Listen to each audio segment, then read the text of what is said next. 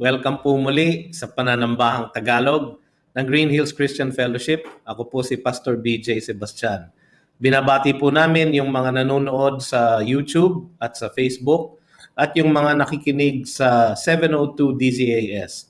Magandang hapon po sa inyong lahat. Mga kapatid, sama-sama po nating buksan ang ating mga Biblia sa Nehemiah chapter 2. Babasahin ko po ang verses 1 to 8. Basahin po natin ang salita ng Diyos. Sa buwan ng Nisan, ng ika-20 taon ni Artaxerxes na hari, samantalang mayroong alak sa harapan niya, kinuha ko ang alak at ibinigay ko sa hari. Hindi pa ako naging malungkot ng gayon sa kanyang harapan. At sinabi ng hari sa akin, bakit malungkot ang iyong mukha? Samantalang wala ka namang sakit. Ito'y walang iba kundi kalungkutan ng puso. Nang magkagayoy, lubha akong natakot. Sinabi ko sa hari, mabuhay ang hari magpakailanman. Bakit hindi malulungkot ang aking mukha? Gayon ang lunsod, ang lugar ng mga libingan ng aking mga ninuno ay giba. At ang mga pintuan nito ay natupok ng apoy. Nang magkagayoy, sinabi ng hari sa akin, ano ang iyong kahilingan? Kaya't ako'y nanalangin sa Diyos ng langit. Sinabi ko sa hari, kung ikalulugod ng hari, at kung ang iyong lingkod ay nakatagpo ng biyaya sa iyong paningin, suguin mo ako sa Juda, sa lunsod ng libingan ng aking mga ninuno, upang aking muling maitayo ito. Sinabi ng hari sa akin, ang reyna ay nakaupo sa tabi niya. Gaano katagal kang mawawala at kailan ka babalik? Sa gayoy, ikinalugod ng hari na suguin ako at nagtakda ako sa kanya ng panahon. Sinabi ko naman sa hari, kung ikalulugod ng hari, bigyan sana ako ng mga sulat para sa mga tagapamahala ng lalawigan sa kabila ng ilog upang ako'y kanilang paraanin hanggang sa ako'y makarating sa Juda.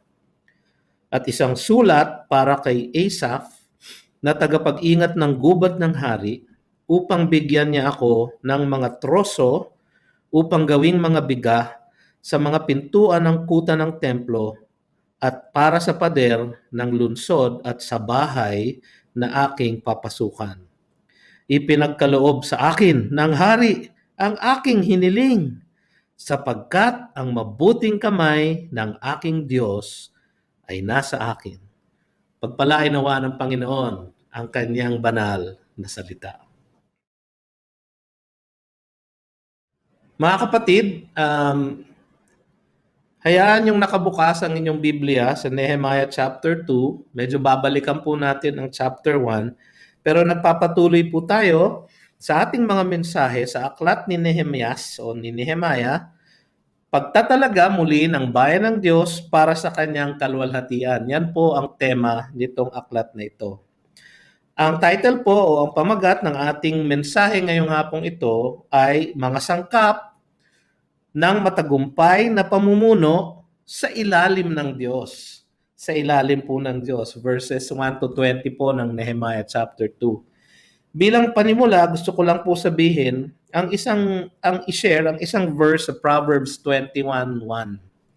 Ang sabi po roon, ang puso ng hari ay nasa kamay ng Panginoon na parang batis ng tubig. Ibinabaling niya ito saan man niya ibig. Ang puso ng hari daw po ay nasa kamay ng Panginoon na parang batis ng tubig. Ibinabaling niya ito saan man niya ibig. Kaya ko po binasa ito mga kapatid sapagkat ang tema po ng aklat ni Nehemiah ay hindi patungkol sa pamumuno ni Nehemiah, kundi patungkol sa pamumuno ng Diyos sa lahat ng mga nangyari sa buhay ni Nehemiah at sa buhay ng bayan ng Diyos, ang bayang Israel. Sa ating pong pag-aaral ngayong hapong ito, makikita po natin yung mga sangkap ng matagumpay na pamumuno sa ilalim ng Diyos. Sa ating pong mga karera, sa ating mga trabaho, no? Ang sabi ng iba, kapag kayo po ay talagang umiibig po dun sa ginagawa nyo, na nagawa nyo ng mahalin ang inyong trabaho, hindi na po kayo parang nagtatrabaho. Sapagkat ang bawat araw po ng inyong paggawa ay isang masaya at maligaya at may kagalakan na araw, no? Ganyan po ang isang magandang career, ang isang magandang karera. Sapagkat kapag mahal na mahal niyo po ang inyong ginagawa at ang inyong ginagawa ay nasa ilalim ng kalooban ng Diyos at kayo ay nasa gitna ng Diyos, kahit na ano pa po ang inyong gawain, kayo po ay matagumpay na. Sapagkat ang pagtatagumpay ay hindi lang kayamanan o pagiging sikat o pagkakaroon ng mataas na posisyon o di kaya magandang opisina o kaya ay magagarang gamit o isang magandang bahay. Ang tagumpay po ay hindi po yung mga bagay na iyan. Maraming pong tao ay higit pa dyan ang mayroon sila na kanilang mga tinatangkilik sa buhay na ito. Ngunit sila ay naaalipin sa mga bagay na ito at wala po silang kaligayahan sa kanilang buhay sapagkat hindi yun naaayon sa iniukol ng Diyos para sa kanila. Ang tagumpay, mga kapatid, ay pag tayo ay nasa gitna ng kalooban ng Diyos. Tayo po ay matagumpay. Kahit na ano pa ho yun. Kahit na tayo ay parang mahirap o hindi kayamanan, o tayo ay mayaman, pero hindi naaalipin sa yaman. Sapagkat ang tagumpay po ay hindi po gawa natin. Akala ng iba, ito ang mga secrets to success. Ito ang gagawin nyo para kayo ay maging successful. Ang ating pong goal, mga kapatid, ay hindi ang tagumpay mismo, sapagkat ang tagumpay, ang gumagawa po niyan sa ating buhay ay Diyos. Diyos po ang nagdadala ng tagumpay sa ating buhay. At ang tagumpay na yan ay naaayon sa kanyang kalooban para sa atin. Para kay Nehemiah, ang pinagawa sa kanya ng Panginoon ay naging matagumpay, no? Sapagkat siya po ay inilagay niya ang kanyang sarili sa gitna ng kalooban ng Diyos. Tingnan po natin yung mga sangkap ng matagumpay na pamumuno sa ilalim ng pamumuno ng Diyos, no? Una sa lahat, maging lingkod sa ilalim ng kamay ng Diyos. Maging lingkod sa ilalim ng kamay ng Diyos. O sa maiksing pananalita, maging lingkod ng Diyos. Lingkod ng Diyos na sumusunod sa kanyang kalooban at nakikipag-ugnayan sa kanya sa araw-araw. So, ang una natin kailangan gawin ay magkaroon ng tamang kaugnayan sa Diyos. Magkaroon ng tamang kaugnayan sa Diyos. Makikita po natin yon kung babalikan po natin saglit yung chapter 1 ng Nehemiah sa kanyang dakilang panalangin, no? Sa verses 1 to 11, no? Verses 4 to 11 pala, no? Ang sabi dito sa verse 4, nagumpisa po yung kanyang panalangin dahil siya po ay nakarinig ng masamang balita tungkol sa sitwasyon sa Jerusalem.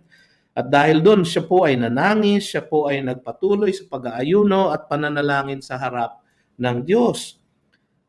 Tapos manakita natin sa kanyang panalangin ang kanyang malawak o mataas na pagkakilala sa Diyos, na siya ang Diyos ng langit, kasindak-sindak na Diyos, nag-iingat ng tipa ng tapat na pag-ibig sa mga umiibig sa Kanya. Yan po ang mga katangian ng Diyos at kilala ni Nehemiah kung sino ang kanyang Diyos. Tapos sa verse 6, nakita natin ang kanyang penitent spirit. Yung kanyang espiritu na malungkot dahil alam niya na siya ay nagkasala, siya at ang kanyang pamamahay, ang kanyang pamilya, at hindi lang siya, kundi ang buong bayan ng Israel ay nagkasala sa Diyos, verses 6 and 7 ng chapter 1, at doon po inamin niya ang kanilang pagiging makasalanan. Hindi po siya umilag sa kanyang responsibilidad na salubungin yung pagkakasala niyang ito, aminin itong pagkakasalang ito at tanggapin ang ang mga consequence ng pagkakasala na ito sa kanyang buhay.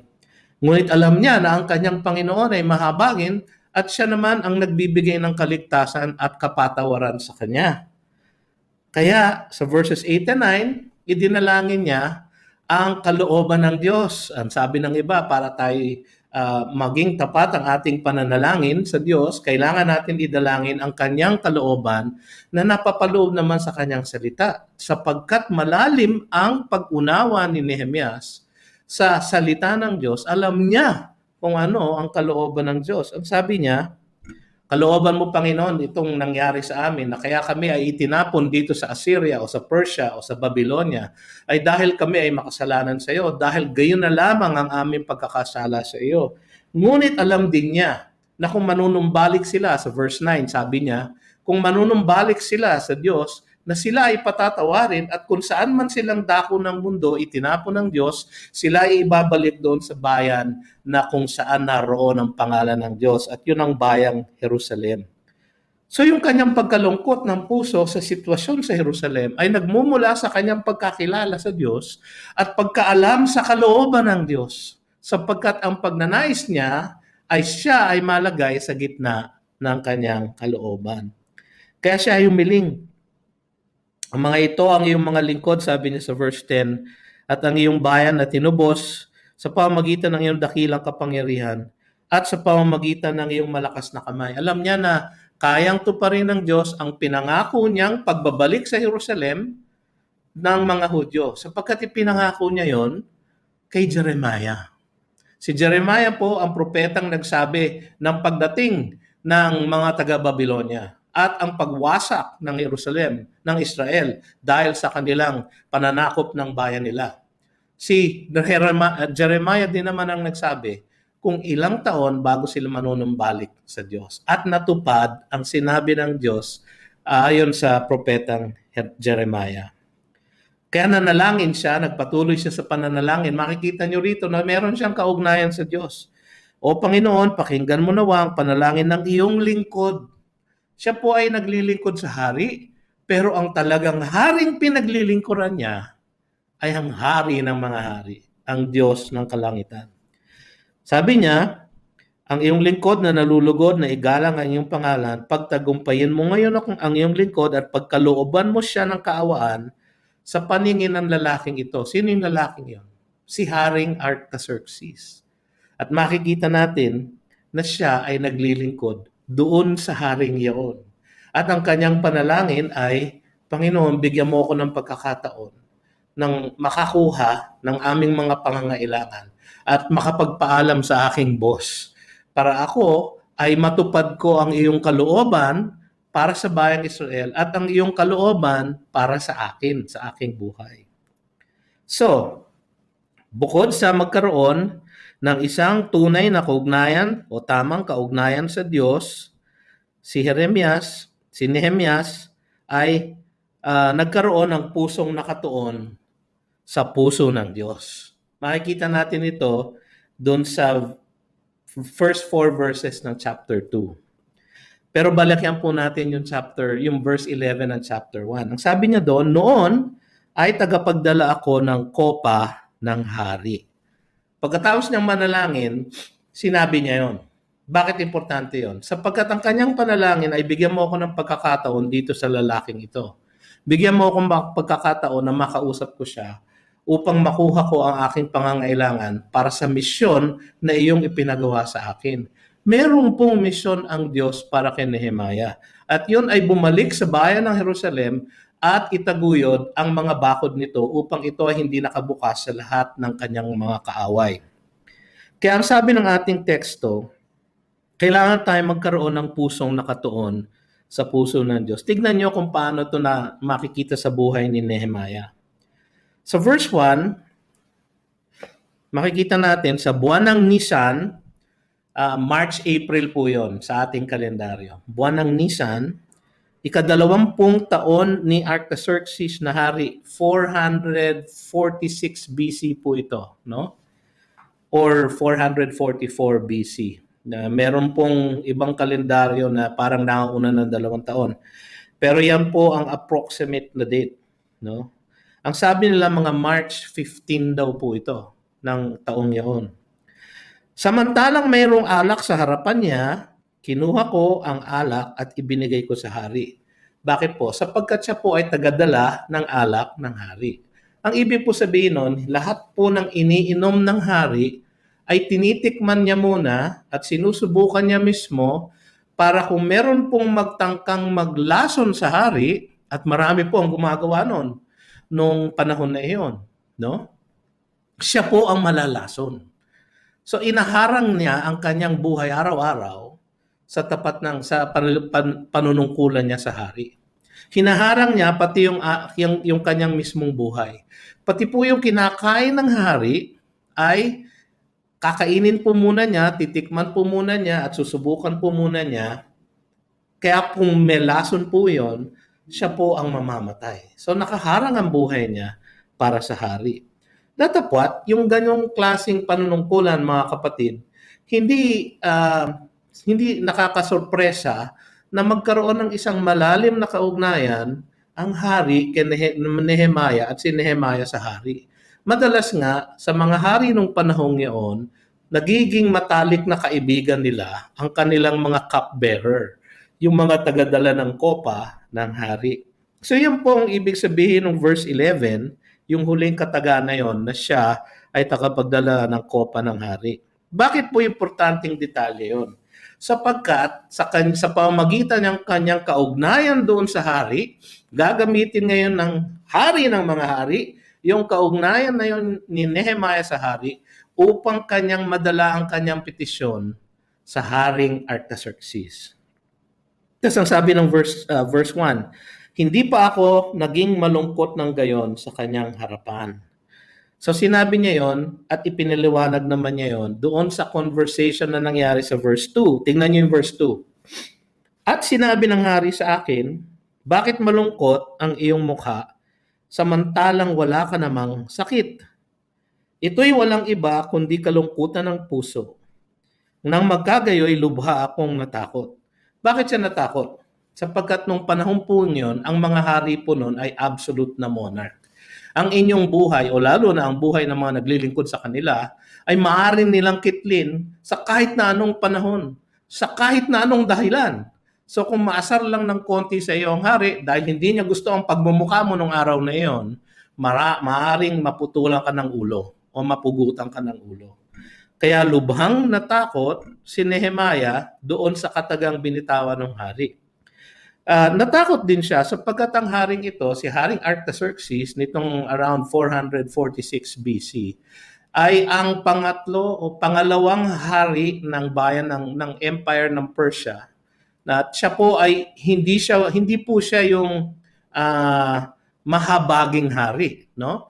Kilala po siya na isang mabagsik na hari, no?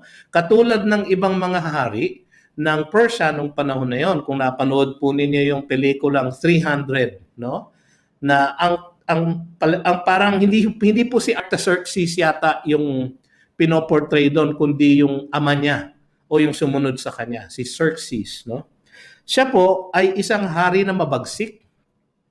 At yung pong ihihiling ni Nehemiah, actually, ay isang issue na sa kay Haring Artaxerxes noon pa. Makikita nyo sa Ezra 4 na pinahintunan niya ang trabaho ng pagbubuo ng templo sa Jerusalem. Pero binawi niya yung kanyang pag-uutos na iyon sa Ezra 7 at pinagpatuloy ng mga Hudyo ang pagbabalik ng templo o ang pagre-restore ng templo sa Jerusalem. Kaya't nalungkot siya dahil ang kanyang puso, si Nehemiah, ay talagang durog na durog dahil sa nangyari sa Israel at sa Jerusalem. Ang kanyang puso kasi ay nakatuon sa puso ng Diyos. At dahil nga doon, mga kapatid, dahil ang puso ng Diyos ay nagdurugo sa kinahinatnan ng kanyang bayan, na kanyang pinarusahan dahil sa kanilang pagkakasala sa kanya. Ngunit kahit na gayon, mahabagin po ang puso ng ating Diyos. Kaya yung puso ni Nehemiah ay nakatuon sa puso ng kanyang Diyos. At yon ang pinagmulan ng kanyang kalungkutan. At hindi niya po mapigilan yung katungkutan na yon, na kahit mapanganib na siya ay pumasok sa harapan ng pari, na taglay ang kalungkutan yon, hindi po niya napigilan ang kalungkutan ng kanyang puso. Ganun po ang puso ng isang taong gagamitin ng Diyos para sa kanyang mga gawain. Sabi sa verse 3, sinabi ko sa hari, mabuhay ang hari magpakailanman. So yung mabuhay po, hindi po original sa Pilipinas yon. Yung po ay ginagamit din ng ancient Near East na kingdoms na isang traditional greeting para sa mga hari. Ito ay isang wish na ang mga hari noon ay maging mahaba ang buhay. So mabuhay ang hari magpakailanman, sabi ni Nehemiah. Bakit hindi malulungkot ang aking mukha, gayong ang lungsod, ang lugar ng mga libingan ng aking mga ninuno ay giba, at ang mga pintuan nito ay natupok ng apoy. Mga kapatid, hindi pa niya talaga nakikita ang lungsod ng Jerusalem. Siya po ay pinanganak sa pagkakatapon ng Israel habang sila ay nakapiit sa ibang bayan. So, hindi pa talaga alam ni Nehemiah kung ano ang lugar ng Israel, ang Jerusalem. Hindi pa niya nakikita po. No? Hindi pa po siya nakakabalik doon. Kailanman. At kung iisipin niyo po, bakit gayon na lamang ang kanyang pagdadalamhati sa pagkasira ng kanyang bayan? Hindi naman po siya doon lumaki. Ngunit gayon na lamang ang kanyang pagkatuon sa puso ng Diyos na ang kalungkutan ng Diyos para sa kanyang bayang Israel ay nadarama ng kanyang puso kahit na hindi niya po kinalakhan ng bayang iyon. At makikita natin dito, binanggit niya ang libingan at ang mga pintuan. Yung mga libingan, maintindihan ni Haring Artaxerxes yun sapagkat mahalaga sa kanila na bigyang galang ang kanilang mga ninuno. Yung mga pintuan ay maintindihan ni Artaxerxes yun sapagkat alam niya bilang isang haring makapangyarihan na kailangan malakas, malaki, makapal, matibay ang mga gate at pintuan ng bawat syudad sa kanyang kaharian. Kaya alam niya na napakalaking disgrasya sa isang lungsod ang sira ang mga bakod at sira ang mga pintuan sapagkat ang mga kaaway ng bayang iyon ay maaring makapasok at yurakan ang mga libingan ng kanilang ninuno na kanilang minamahal at ginagalang. Kaya, sabi niya, nang magkagayoy sinabi ng hari sa akin, verse 4, ano ang iyong kahilingan? Nako, yung po ang kanyang ipinapanalangin ng 4 na buwan na. Magmula noon, Chislev, naalala nyo sa Nehemiah 1:1? November, December po yon.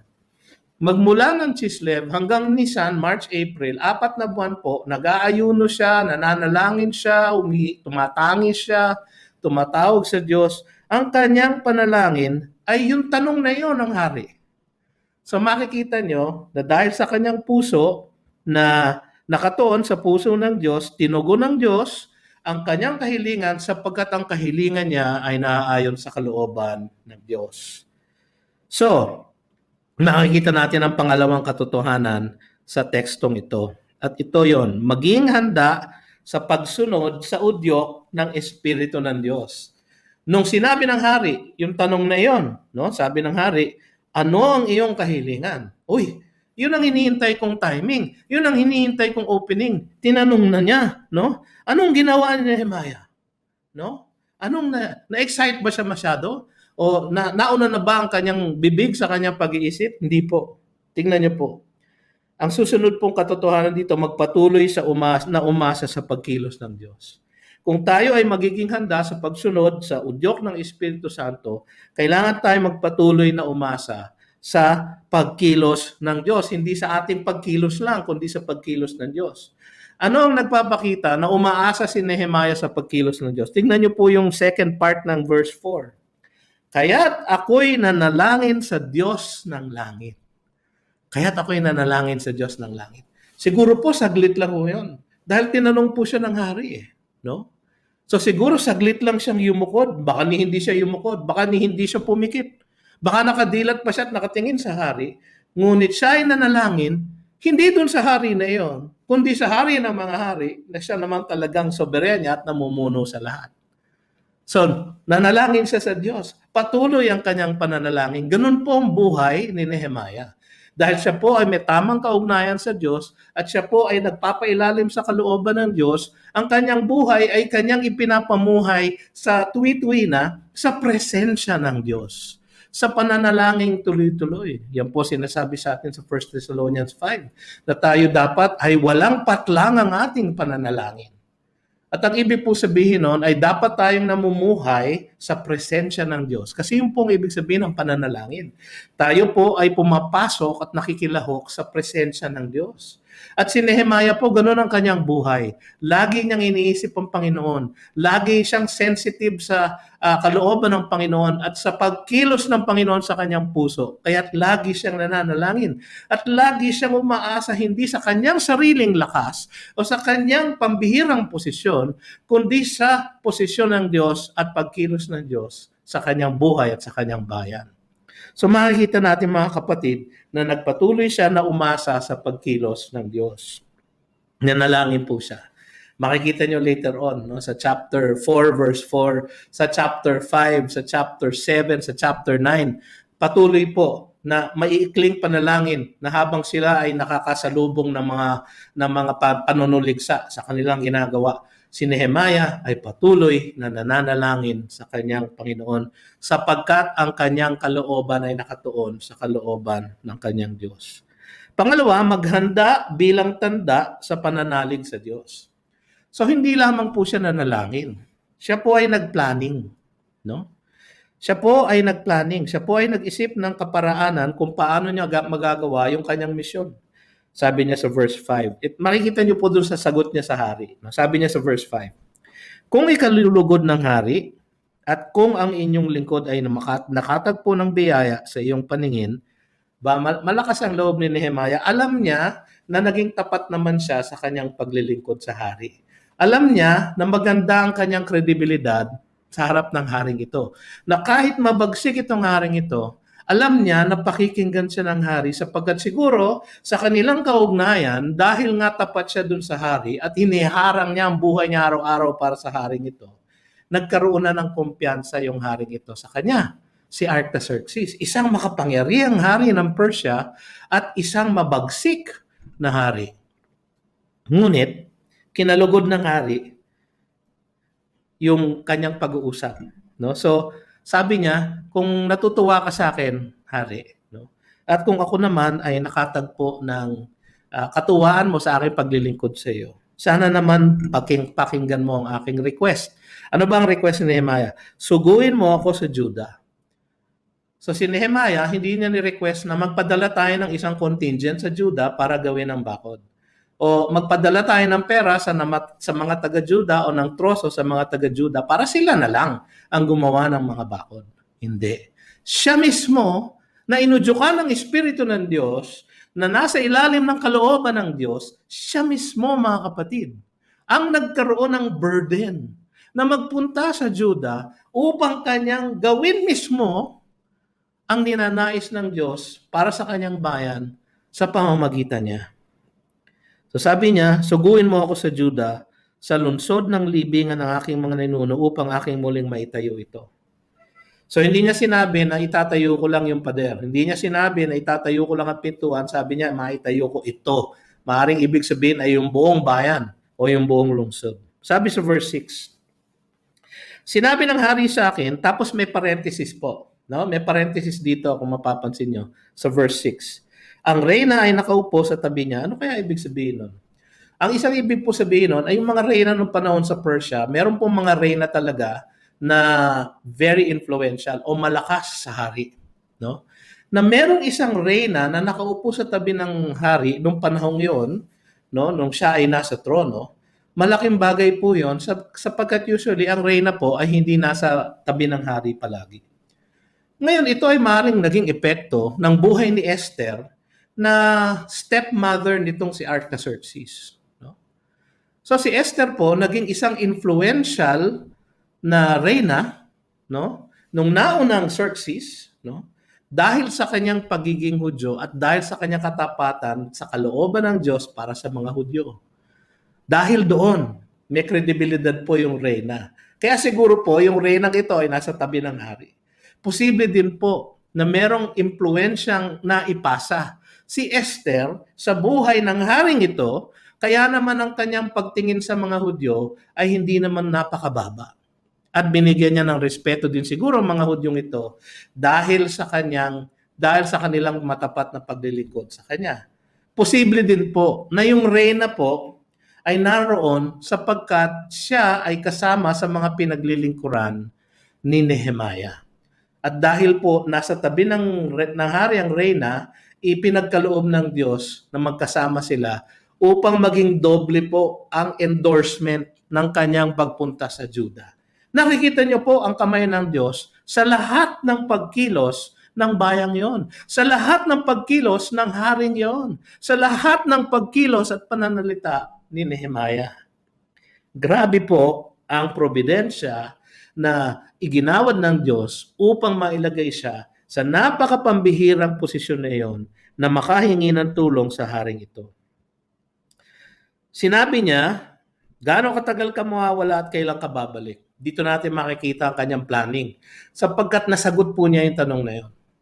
Ngayon, yung iba po na kung ano-ano lang ang parang wish nila, no? Pwede lang sabihin, hindi ko po alam pero hindi ho siguro matagal. O kaya, kailan ka babalik at anong iyong gagawin? Bahala na po, no? Hindi po ganoon si Nehemiah. Siya po ay nagplanning, inilapat niya lahat ng kanyang gagawin, nilagyan niya ng timetable ang kanyang plano, at alam niya kung kailan siya babalik. Sabi sa chapter 5 verse 14, siya ay actually namuno sa Jerusalem ng 12 years. Kasi bumalik siya sa Persia nung year na 32nd year ni Artaxerxes. Ito po ay 20th year ni Artaxerxes. So 12 years po siya actually nawala. So bumalik siya after 12 years, tapos bumalik siya muli sa Jerusalem. No? So, siguro ganun po ang sinabi niyang timetable. Siguro mas maiksi doon, tapos nag-extend na lang po siya later. Pero nagplano po siya. Gumawa po siya ng mga hakbang at kanyang ibinilang ang oras na kanyang gagawin. So, ito pa sinabi niya sa hari.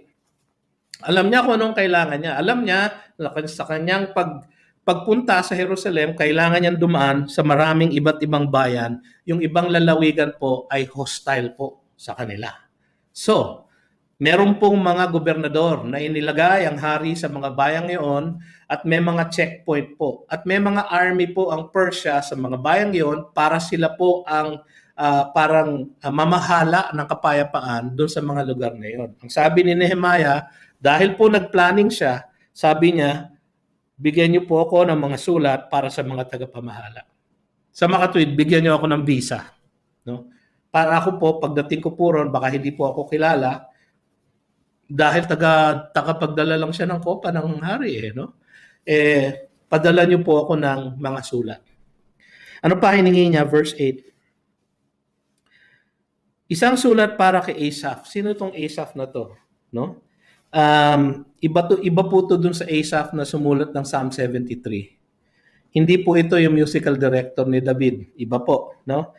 Pero siguro po ipinangalan siya after that Asaph. Si Asaph po ay tagapag-ingat ng gubat ng hari. Bakit po importante yun? Sapagkat humingi siya ng sulat para bigyan siya ng mga troso upang gawin mga biga sa mga pintuan ng kuta ng templo at para sa pader ng lungsod at sa bahay na aking papasukan. Para siya makahingi ng troso, inestimate na ni Nehemiah kung gaano kalaki yung biga, kung gaano kataas at kalawak yung pintuan, kung ilang troso ang kailangan niyang hingin kay Asaph. Hindi lamang po yun. Nasukat na rin po niya ang kanyang sariling pamamahay doon sa loob ng Jerusalem, sapagkat na-estimate na rin po niya ang kanyang kailangang troso para doon sa kanyang sariling bahay. Ganun po kadetalyado ang pagpaplano ni Nehemiah. Meron po siyang bill of materials. Sabi nga sa construction, di ba? Bill of materials at nakalahad na po ron ang lahat ng kanyang pangangailangan. So humingi siya ng visa, tapos humingi siya ng visa credit card ni Haring Artaxerxes. Sapagkat yung pong hingi niya ngayon, ang sabi niya doon, para bigyan siya ng troso. Lahat ng kanyang pangangailangan siguro para sa pagtatayo ng mga bakod ng Jerusalem ay hiningi niya sa hari. Yun po ang kanyang pinanalangin ng 4 na buwan. Yun po ang naging resulta ng katanungan sa verse 4. Ano ang iyong kailangan? Yun po ang naging resulta ng pagkilos ng Diyos sa puso ng hari na parang batis ng tubig. Na kahit nasaan ay maaari niyang ibaling. Ganon po ang ating Diyos. Ganon po siya, ganon po ang kanyang kapangyarihan sa puso ng mga hari, na mga haring mabagsik, makapangyarihan sa buhay na ito, sa sanlibutan ito. Wala pong hihigit sa kapangyarihan ng hari ng mga hari. Datapwat ang lahat ng pangangailangan ni Nehemiah para sa kanyang misyon sa Jerusalem ay ipinagkaloob sa kanya ni Artaxerxes. Alam nyo, may history na nga po itong pagbabalik ng mga Hudyo sa Jerusalem. Nauna po sa panahon ni Zerubbabel sa Ezra chapter 1. Si Haring Cyrus po ang nagbigay ng decree na bumalik ang mga itinapon ng mga Israelita, ng mga Hudyo, makabalik na sila sa Jerusalem. Tapos may second wave po na pinamunuan naman ni Ezra, yung scribe, na sa Ezra chapter 7. Doon po ay ibinago ng hari ang kanyang decree. Ito pong hari na ito. No, pagkatapos po nung panahon ni Zerubbabel, na mga 50,000 lang po ang sumama sa pagbabalik, nagkaroon po ng second wave. Pero pinigil po yun. Ezra chapter 4, may mga nagsulsul po sa hari, pareho ng pangalan ng mga kalaban nila mamaya. Si Sanballat at si Tobiah. Nagsulsul po sila sa hari, napatigil mo kasi mabagsik yung bansa na yan, palagi silang nag-aalsa. Totoo naman po yun. Palagi po kasi nag-aalsa ang mga Israelita. Kaya naman po, itong ginawa ng haring ito ay halos imposible. Pero sa ating Panginoon, wala pong imposible sa Kanya. Kung Kanyang isasagawa ang Kanyang kalooban at ang Kanyang ninanais, wala pong nakakapigil sa Kanyang kamay. So, ang pangatlo pong sangkap ay ito. So, dapat maging lingkod sa ating Panginoong Diyos. Pangalawa, maging handa sa pagsunod sa pag-udyok ng Espiritu ng Diyos. Pangatlo, maging masigasig sa paggawa ng kalooban ng Diyos. Maging masigasig tayo sa ating paggawa ng kanyang kalooban. Nasa verses 8 to 20. Ang sabi po nung second half ng verse 8, kasi sabi po sa verse 8, na sinunod na nga, no? Sinunod ni Artaxerxes ang lahat ng hiningi ni Nehemiah. Ang sabi niya sa verse 8, sa latter part ng verse 8, ipinagkaloob sa akin ng hari ang aking hiniling. Bakit? Dahil siya ay magaling? Hindi. Dahil siya ay malapit sa hari? Hindi. Dahil siya ay sikat na cupbearer? Hindi po. Sapagkat ang mabuting kamay ng aking Diyos ay nasa akin. Yun po ang sikreto ng kanyang tagumpay. Ang mabuting kamay ng aking Diyos ay nasa akin. Kung meron po kayong verse na matatandaan, dito sa pag-aaral na ito, yan po ang inyong tandaan na verse. Verse 8, sapagkat ang mabuting kamay ng aking Diyos ay nasa akin. Ang tagumpay po ni Nehemiah ay nagmula sa mabuting kamay ng Diyos na nasa kanya. Ang tagumpay po ni Nehemiah ay nagmula sa kanyang paglilingkod sa isang makapangyarihang Diyos, na meron siyang tamang kaugnayan, na siya ay sumusunod sa kanyang kalooban. Ang tagumpay po ni Nehemiah sa harap ng haring ito ay nagmula sa kanyang pagsunod sa utos ng Diyos para sa kanyang buhay at kanyang paghanda para sa pagkilos ng Diyos sa kanyang buhay. Kaya po sa verse 8, yun po ang theme verse ng buong chapter. Sapagkat ang mabuting kamay ng aking Diyos ay nasa akin. So magpakita ng sipag sa paghahanda, yun po ang sinasabi ng mga ibang verses dito, yung verse 9 to 16. Tingnan po natin kung anong ginawa niya. Mabilis lang po to. At ako'y pumunta sa mga tagapamahala ng lalawigan sa kabila ng ilog. So dala na niya yung mga sulat, no? At ibinigay ko sa kanila ang mga sulat ng hari Ang hari ay nagsugo ng kasama ko ang mga punong kawal ng hukbo ng mga mangangabayo. So hindi lamang po siya binigyan ng visa, hindi lamang po siya binigyan ng visa credit card, binigyan pa siya ng army. Meron po siyang military escort na sumama sa kanya at nagbigay po yon ng kredibilidad kay Nehemiah sa mata ng mga tagapamahala na kanyang kakausapin. At sa mata ng mga tao, ng mga bayan na kanyang dadaanan. Nakita nyo? Subalit, sabi sa verse 10, ito na, nagumpisa na ang oposisyon. Subalit nang mabalitaan ito ni Sanballat na Horonita at ni Tobias na lingkod na Amonita, ikinayamot nila ng gusto na may isang dumating para sa kapakanan ng mga anak ni Israel. Ito din po yung oposisyon na lumapit sa hari noon sa Ezra chapter 4 para ipahinto ang pagpapagawa ng templo o yung mga kamag-anak siguro nila o kasama nila. Andun pa rin po ang oposisyon na ito. Ayaw nila na mabakuran ng Jerusalem, ayaw nila na manumbalik doon ang mga Hudyo sapagkat sila, ang mga Hudyo, ay salot sa mata ng mga bayang ito. Siguro, kanila nang natamasa ang pagpapala ng mga bayan ng Israel na naging hungkag, naging empty na po dahil po silang lahat ay itinapon sa ibang bansa. At dahil sa kanilang pagbabalik, mawawalan po siguro sila ng ganansya. Datapwat, sila ay oposisyon dito. Verse 11, kaya't dumating ako sa Jerusalem at tumigil doon sa loob ng 3 araw. Kinagabihan, habang tulog ang lahat, habang nagpapahinga ang lahat, masipag po at masigasig na nagtatrabaho si ating Nehemiah. Bumangon ako at ang ilang lalaking kasama ko, wala akong pinagsabihan kung ano ang inilagay ng Diyos sa aking puso upang gawin para sa Jerusalem.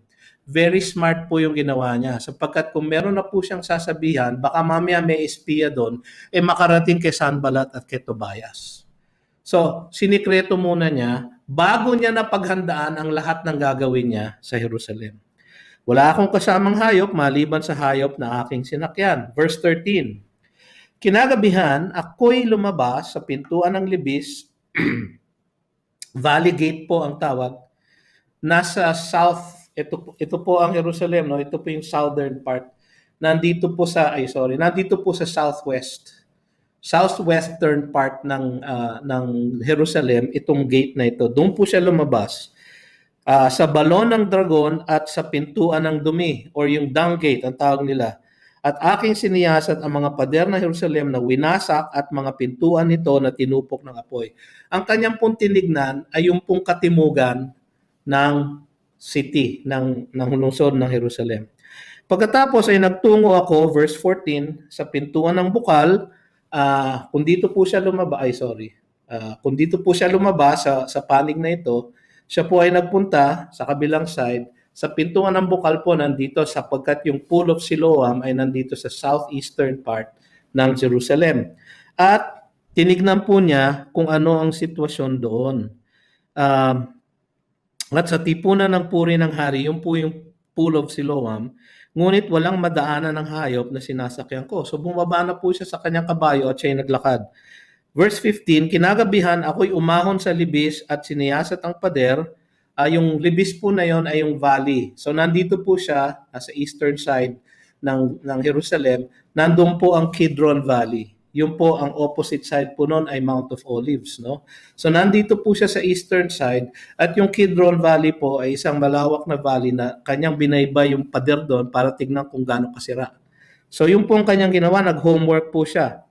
Sabi sa verse 16, hindi nalaman ng mga pinuno kung saan ako nagpunta o kung ano ang ginawa ko. Ang ginawa niya po, pagkatapos niyang tignan po yun, binaybay po lahat yon at makita niya ang kasiraan ng pader, ay bumalik po siya at pumasok siya muli doon sa Valley Gate. No, ganun po ang kanyang tinunton. Tinignan niya po yung yung parts ng pader na sira. Doon po siya nag-homework. So, makita niyo po na nagpakita siya ng sipag sa paghahanda. No? Nanalangin man siya at nagplano man siya, naging mas masipag siya sa paggawa, sa paghahanda niya ng kanilang gagawin na pader. Ang susunod po, magpakita ng sigasig sa pamumuno. Verses 17 to 18. Malapit na po tayo matapos. Verse 17. Pagkatapos ay sinabi ko sa kanila. So, ito ay siguro sa kinabukasan. Kinausap na niya ang mga pinuno ng bayang Jerusalem. Ang sabi niya, nakikita ninyo ang magulong kalagayan natin kung paano ang Jerusalem ay guho at ang mga pintuan nito ay nasunog. Hali kayo, itayo natin ang pader ng Jerusalem upang hindi na tayo magdanas ng kahihiyan. So hinikayat na niya ang mga leader sapagkat may plano na siya, may materyales na siya, meron na siyang mga kailangan magmula sa hari ng Artaxerxes at meron na siyang paghahanda, homework niya, nakita na niya yung extent ng damage ng mga pader. Tapos sa verse 18, sinabi pa niya yung siguro yung balanse ng kanyang speech. Sinabi niya, sinabi ko sa kanila ang tungkol sa kamay ng aking Diyos na naging mabuti sa akin. Ano yun? Yung kinuwento niya sa kanila kung paano kumilos ang Diyos sa kanyang puso para siya ay maudyok na magpunta sa Jerusalem at itayo ang bakod. At doon nagmumula ang kanyang otoridad. Bagaman ang kanyang makalupang otoridad ay nagmula sa Haring Artaxerxes, inuna po niya ang sinabi ng Diyos sa kanya. Ganyan po ang matagumpay na pamumuno sa ilalim ng Diyos. Tapos tsaka na sinabi sa verse 18, ang mga salitang sinabi sa akin ng hari. So yung munang sinabi sa kanya ng Diyos, tapos yung sinabi sa kanya ni Haring Artaxerxes. Ipinakita niya yung mga sulat, ipinakita niya yung mga materyales, siguro nakahilera doon yung mga horsemen, yung mga military escort niya, at dahil po roon ay nahikayat niya ang buong bayang Israel at lahat ng mga leader na ito na sumama sa kanya. At kanilang sinabi, makikita niyo ang response nila, magsimula na tayong magtayo. Magsimula na tayong magtayo. Kaya't itinalaga nila ang kanilang mga sarili para sa ikabubuti ng lahat. Nagpakita po si Nehemiah hindi lang po ng sipag sa paghahanda, kundi nagpakita din siya ng sigasig sa pamumuno. At dahil dito, meron na namang oposisyon. So, huling-huli, kailangan magpakita ng tapang sa pagharap sa pagsubok. Verses 19 and 20. Ngunit nang ito'y mabalitaan ni Sanballat na Horonita, ni Tobias na lingkod na Amonita, yung dalawang pong kaaway niya, at meron na hong pangatlo. No? 3 itlog na po sila ngayon. At si Gesem na taga-Arabia. So, kumuha po na sila ng resback. So, sabi nung dalawa, mukhang hindi natin kayang dalawang ito. Kumuha tayo ng mga Arabo na si Gesem na taga-Arabia, kanilang pinagtawanan at hinamak kami at sinabi, ano itong bagay na inyong ginagawa? Naghihimaksik ba kayo laban sa hari? So, yung lumang argument po nila na kanilang naibenta kay Haring Artaxerxes sa Ezra chapter 4 at kanya namang in-overturn sa Ezra chapter 7 at na-overturn din ni Darius sa Ezra chapter 11, yung pong lahat ng kanilang mga pagbabantang iyon ay inuulit na naman nila, no? At sinabi nila, naghihimagsik ba na naman kayo laban sa hari? Siguro, gusto nilang baguhin yung narrative, yung kanilang press release, para makarating sa hari na kanilang naghihimagsik na naman itong mga taga-Jerusalem na ito. Anong sagot ni Nehemiah? Nakikita nyo rito ang kanyang tapang. Nang magkagayoy, sumagot ako sa kanila, pagtatagumpayin kami ng Diyos. Tiyak po siya. Tiyak po siya.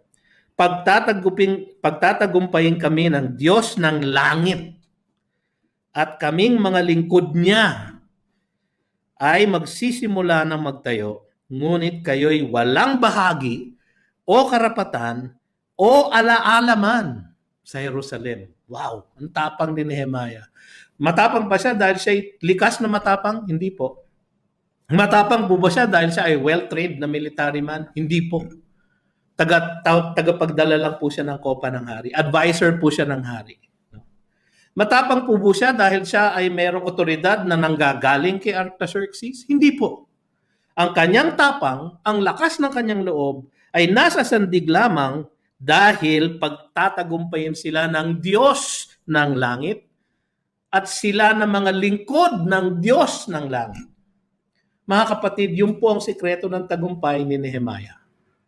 Ang sikreto ng tagumpay ni Nehemiah ay ang tagumpay ng Panginoong Diyos na kumilos sa pamamagitan ng buhay niya at kumilos sa pamamagitan ng bayang Jerusalem at kumilos ang Diyos para maisagawa ang kanyang kalooban para sa Israel. At ano ang kaloobang iyon? Mga kapatid, higit pa sa pagtatayo lang ng bakod ang kalooban ng Diyos sa Israel. Ipinangako niya sa Israel na kung sila ay manunumbalik sa Kanya, titipunin niya sila kung saan man silang layo itinapon ng Diyos, titipunin sila at babalik sila ulit sa Jerusalem. Alam nyo, hindi po ito ang huling beses na ginawa po ng Diyos yon. Dahil po nagpatuloy din ang pagiging makasalanan ng Israel sa Diyos at ang kanilang hindi pagiging tapat, kahit na po sila ay binalik sa Jerusalem, tinayo ulit yung templo, ibinalik ulit ang pananambahan sa templo, tinayo ang bakod, at itinaguyod sila doon ng Diyos. Pagkatapos ng maraming taon, sila ay hindi naging tapat sa Diyos. Pagdating ni Jesucristo sa Israel, sa Jerusalem, nung kanyang kapanahunan, makikita natin na yung kanilang relihiyon ay naging relihiyon ng mabubuting gawa. Hindi yun ang relihiyon ng pananampalataya sa Diyos. Makikita natin na ang kanilang relihiyon ay naging corrupt at naging payamanan ang relihiyon dahil sa mga fake na religious leaders nila. Nung dumating po ang Panginoong Hesus, siya ay dumating upang tuligsain ang hungkag na relihiyon ng mga taga-Jerusalem. So dahil po doon, ang sabi ni Kristo, sisirain daw po ang templo. At nangyari po yun noong AD 70. Na under Rome, ang mga Romans po ay sinira po ang buong templo. Wala pong pader na nanatiling nakatayo sa templo ng Jerusalem. At sinunog po ang buong bayang Jerusalem. At naging desolate po ang buong lugar. At itinapon muli sa iba't ibang lugar ng mundo ang mga Israelita. Pero nasan sila ngayon? Hindi ho ba dahil merong isang remnant, isang tira na mga konting Israelita. Nag-umpisa po yun sa isang iglesia sa Jerusalem na naging tapat kay Kristo Jesus. Hindi ho ba sa Acts chapter 7? Sa Acts chapter 1, 120 po sila. Sabi sa 1 Corinthians 15, mga 500 po ang mga mananampalataya, sabi ni Pablo nung panahon niya. Pero sa Jerusalem po, nag-umpisa ang iglesia. Una, nung araw ng Pentecostes, 3,000. Makailang araw pagkatapos noon, 5,000. Makailang araw pagkatapos noon, ay libo-libo na po at hindi na mabilang ang dami ng miyembro ng iglesia sa Jerusalem. At ang lahat ng ito ay ikinalat ng Diyos muli. Ikinalat ng Diyos muli. Sila po ay dumanas ng isang matinding persecution magmula sa Rome. For 200 years po. Magmula doon sa kapanahunan ng mga apostol hanggang sa 200 years sila ay kinalat at dahil doon sa kanilang pagkakakalat, kumalat po ang ebanghelyo. Anong resulta? Ang buong iglesia ng Panginoong Diyos na ngayon ay kalat sa lahat ng mga bayang hentil. Tayo po yun. Yung po ang pakay ng Diyos. Yung po ang layunin ng Diyos. Ang kumalat ang kanyang balita, mabuting balita ng kaligtasan. At yung po ang gawaing inumpisahan ni Nehemiah. So higit lang po sa pagtataguyod ng bakod ang kanyang misyon, kundi ang pagtataguyod ng bakod ng pananampalataya ng mas marami pang mananampalataya sa Diyos sa buong mundo na nagmula sa tirang remnant ng Israel. Mga kapatid, yung po ang kalooban ng Diyos na sinunod ni Nehemiah. Yung po ang kalooban ng Diyos na kanyang ipinag-uutos sa atin. Ang sabi niya, gawin ninyong mga alagad ko ang lahat ng mga bayan. Bautismuhan niyo sila sa pangalan ng Ama, ng Anak, at ng Espiritu Santo at turuan niyo sila na sumunod sa lahat ng aking iuutos sa inyo. At ako ay mapapasa inyo magpakailanman. Mga kapatid, yan po ang Great Commission. Yan po ang niloob ng Diyos sa bawat isa sa atin. Tayo ba ay susunod kay Nehemiah sa kanyang paglakad, sa kanyang ehemplo, na tayo ay magkaroon ng tamang kaugnayan sa Diyos, na pumailalim sa kalooban ng Diyos, na maghanda sa pagkilos ng udyok ng Espiritu, ng paggawa at paghanda dahil sa ating pananalig sa Kanya, ng pagiging masigasig sa ating paggawa sa Panginoon, pagiging mapaghanda sa ating mga gawain sa Panginoon, at huli sa lahat, pagiging matapang sa harap ng mga pagsubok. Sinusubok po tayo ngayon ulit ng Diyos sa gitna ng pandemyang ito. Ngunit sa gitna ng pandemyang ito, mga kapatid, marami siyang nililigtas at maaring sa pamamagitan natin. Yan po ang hamon sa atin ngayong hapon na ito. Yan ang hamon na iniiwan ko po sa inyo. Tayo ba ay susunod sa kalooban ng Diyos para sa ating buhay? Tanggapin po natin ang paghamon na ito, mga kapatid. At tayo'y tumugon. Tignan po natin ang mga sangkap ng matagumpay na pamumuno sa ilalim ng pamumuno ng Diyos. Siya po ang namumuno sa ating buhay. Siya po ang kikilos sa ating kalagitnaan. At siya po ang magbibigay ng tagumpay kung tayo ay magiging tapat sa pagsunod sa Kanya. Tayo po ay manalangin. Maraming salamat, Panginoon, sa kwento ni Nehemiah na iyong itinulot na aming mabasa kahit sa panahong ito. Maraming salamat po, Panginoon, at ipinakita niya sa amin ang isang ehemplo ng pagsunod sa inyong kalooban. Nawa, kaming lahat na tumatawag sa iyong pangalan at nananampalataya sa iyong anak na si Jesus ay sumunod sa dakilang halimbawang ito, na kayo din naman ang kumilos sa kanyang buhay at puso, na kayo din naman ang nagpalakas sa kanya, Panginoon, upang gumawa ng mga bagay na ito. At alam namin, Panginoon, na bagaman natupad niya ang pagtataguyod ng bakod sa loob ng 52 days, higit pa roon, O Diyos, ang bakod ng pananampalataya, na hanggang sa oras na ito ay iyong itinatayo sa aming kalagitnaan bilang isang iglesia at kapatiran, na iyong itinatayo sa aming kalagitnaan bilang bayan ng Pilipinas. O Diyos, kayo po ang kumilos sa amin at kayo ang magbigay ng luwalhati sa inyong pangalan dahil sa tagumpay ng inyong kalooban sa aming mga buhay. Ito ang aming samot dalangin sa pangalan ni Jesus na aming tagapagligtas. Amen at amen.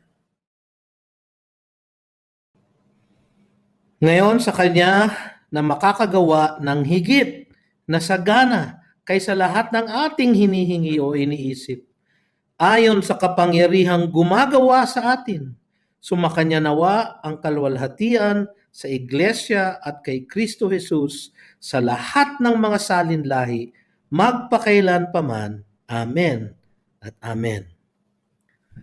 Magandang hapon po, mga kapatid, sa inyong lahat.